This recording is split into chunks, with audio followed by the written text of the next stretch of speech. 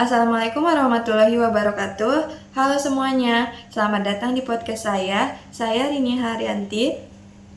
Dan pada kesempatan kali ini kita akan membahas salah satu aspek yang sangat penting dalam dunia industri, yaitu keselamatan dan kesehatan kerja serta ergonomi. Namun, pembahasan kali ini tidak hanya berisi teori, ini juga akan dikaitkan langsung dengan hasil observasi selama menjalani program magang di PT BNP, sebuah perusahaan yang bergerak di bidang pengolahan minyak nabati. Melalui pengalaman tersebut, kita dapat melihat bagaimana teori K3 dan ergonomi benar-benar diterapkan di dunia industri atau di lingkungan kerja.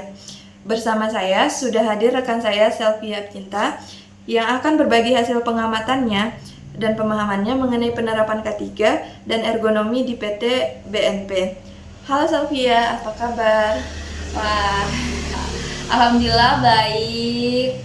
Rini, terima kasih sudah mengundang saya. Senang sekali bisa berbagi pengalaman mengenai penerapan K3 dan juga ergonomi yang saya amati sendiri langsung pada saat program magang saya di PT Budi Nabati Perkasa. Langsung saja kita mulai. Sebelum membahas hasil observasi, sebenarnya mengapa penerapan K3 menjadi hal yang sangat penting di PT BNP dibandingkan jika hanya mengandalkan pengalaman kerja para karyawan saja? Baik, karena di PT Budi Nabati Perkasa ini merupakan industri pengolahan minyak nabati yang dalam proses produksinya itu terdapat potensi yang berbahaya. Misalnya terdapat mesin produksi yang bekerja secara otomatis seperti ada pipa, suhu yang tinggi dan juga aktivitas yang lainnya di gudang, penggunaan listrik serta lantai yang berpotensi licin akibat dari tumpahannya minyak. Nah, apabila potensi tersebut tidak kita kendalikan dengan baik, maka resiko kecelakaan kerja tentu akan meningkat. Nah, oleh karena itu perusahaan perlu menerapkan sistem K3 sebagai upaya untuk mencegahnya kecelakaan kerja, untuk melindungi kesehatan kerja, menjaga aset perusahaan sekaligus memastikan proses produksinya itu berjalan secara aman dan juga efisien, seperti itu. Lalu, apa saja sih bentuk penerapan K3 yang kamu lihat selama magang? Oke, penerapan K3 itu sebenarnya sudah terlihat sejak memasuki area perusahaan. Setiap karyawan maupun mahasiswa magang itu diwajibkan untuk penggunaan APD sesuai dengan ketentuan perusahaan seperti helm, keselamatan, masker, pakaian kerja, serta sepatu safety. Selain penggunaan APD, perusahaan juga menyediakan rambu-rambu keselamatan, jalur evakuasi, titik kumpul, apart, serta berbagai tanda peringatan pada area yang memiliki resiko yang tinggi. Selain berada di laboratorium maupun di area produksi, kami juga diwajibkan untuk mengikuti SOP yang berlaku. Hal ini juga bertujuan untuk setiap aktivitas yang dilakukan itu bisa aman dan juga mengurangi kemungkinan keterjadinya kecelakaan kerja. Baik, tadi kan pembahasan kita tentang K3 dan ergonomi ya? Ya. Jadi selain K3, bagaimana sih penerapan ergonomi yang kamu amati di tempat magang?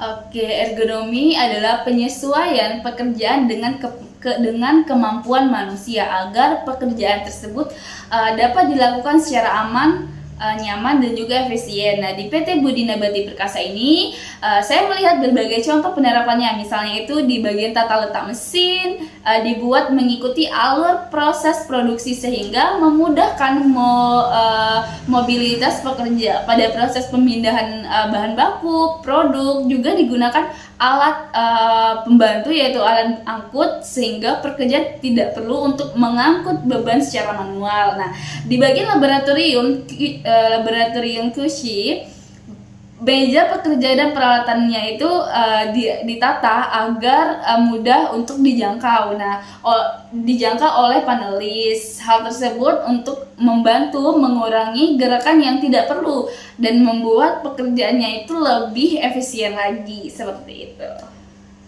Baik, berdasarkan yang kamu ceritakan tadi dan jelaskan, menurutmu apakah masih ada potensi bahaya yang perlu diperhatikan?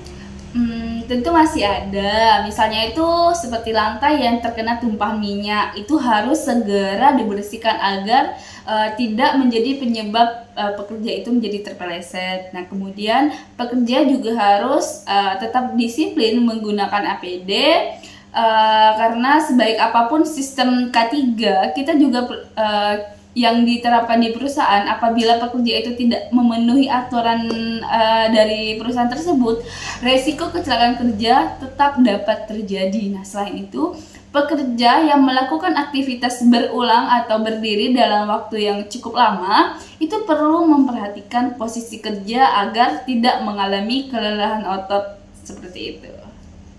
Baik, menurut kamu, apakah K3 dan ergonomi itu masih saling berkaitan? Sangat berkaitan, karena K3 ini kan berfungsi melindungi pekerja dari bahaya yang berasalnya dari lingkungan kerja. Nah, sedangkan ergonomi ini untuk memastikan pekerjaan yang dilakukan itu dengan cara yang aman dan juga sesuai dengan tubuh manusia. Nah, di PT Budi Nabati Perkasa ini keduanya itu saling melengkapi, penggunaan APD, penerapan SOP, serta pengendalian bahaya merupakan bagian dari K3. Sementara penataan area pekerjaan, penggunaan alat bantu, dan juga pengaturan posisi kerja itu merupakan penerapan dari ergonomi. Nah, apabila kedua aspek tersebut diterapkan secara konsisten, maka keselamatan kerja itu meningkat. Nah, resiko cedera menurun, produktivitas perusahaan menjadi lebih baik lagi, berkualitas, dan juga produk juga dapat dipertahankan. Seperti itu. Nah, dari penjelasan Saudari Safia tadi, dapat disimpulkan bahwa dari hasil observasi selama magang di PT Budi Nabati Perkasa telah menerapkan prinsip-prinsip K3 dan ergonomi dalam kegiatan operasionalnya. Penerapan tersebut tidak hanya bertujuan untuk memenuhi peraturan perusahaan, tetapi juga untuk melindungi pekerja, menjaga kelancaran proses produksi, dan meningkatkan produktivitas. Terima kasih Safia atas penjelasannya. Semoga diskusi ini dapat menambah wawasan kita semua mengenai pentingnya K3 dan ergonomi di dunia industri. Terima kasih, semoga ilmu yang kita pelajari dapat kita terapkan ketika nanti kita memasuki dunia kerja. Baik, kami akhiri dengan wassalamualaikum warahmatullahi wabarakatuh. Terima kasih.